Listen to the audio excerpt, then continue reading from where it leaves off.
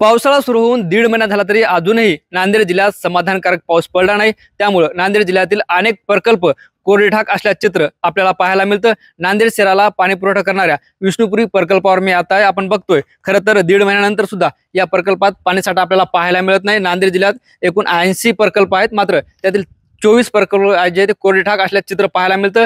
विष्णुपुरी प्रकल्पात केवळ 23% एवढाच पाणीसाठा आहे। खरं तर मान्सूनपूर्व पावसाने नांदेड जिल्ह्यात जोरदार हजेरी लावली होती, अवकाळी पावसाने सुद्धा जोरदार हजेरी लावली होती। त्यामुळे या प्रकल्पात पाणीसाठ्यात वाढ झाली होती। मात्र पावसाळा सुरू होऊन या प्रकल्पाचं विदारक चित्र आपण पाहतोय। खरं तर याच प्रकल्पाच्या पाण्यावर नांदेड शहरातील पाण्याची भिस्त आहे। त्यामुळे पावसाळा सुरू होऊन सुद्धा 3 ते 4 दिवसाला नांदेड शहराला पाणी पुरवठा केला जातो। एकंदरीतच यावर्षी निसर्ग कोपलाय काय अशी परिस्थिती या ठिकाणी निर्माण झाली। उन्हाळ्यात जोरदार पावसाने हजेरी लावली, मात्र पावसाळा सुरू होऊन पाऊस रुसलाय। त्यामुळे जे आहे ते या प्रकल्पात चित्र असं पाहतोय। खरं तर रिमझिम पावसामुळे पिकाला जीवनदान मिळाले, मात्र भूगर्भातील पाणीसाठा वाढवण्यासाठी जोरदार पावसाची प्रतीक्षा आहे। आणि अशा पद्धतीने या प्रकल्पाचं असं चित्र आपल्याला पाहायला मिळतं। एकंदरीतच अजूनही सुद्धा मोठ्या पावसाची आणि जोरदार पावसाची प्रतीक्षा नांदेडकरांना असल्याचे चित्र आपल्याला या ठिकाणी पाहायला मिळतं।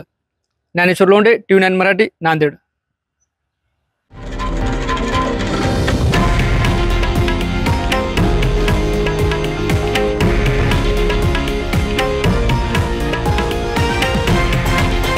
हे आहे देशातील नंबर 1 न्यूज नेटवर्क आणि आपण पाहत आहात TV9 मराठी, एकमेव।